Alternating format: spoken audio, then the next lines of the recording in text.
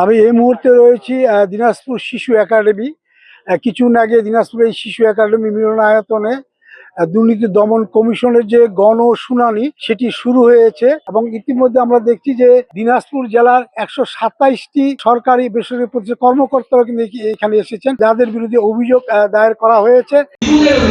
দালাল রয়েছে এবং দালালরা কি করবো যে এখন খারাপ ভাষাতে যদি বলতে সমুদ্রের মতো মুখ হয়ে থাকে ভোটের ঘর রাখে।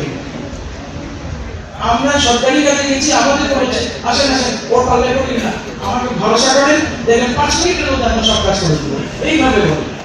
এই দালালগুলো দালাল চক্রকে বহু ভেদ করে কিভাবে মানুষকে যাবে, এই গ্রামের মানুষকে আপনারা কেন সেটা লোকাল অফিসে আনাচ্ছেন না?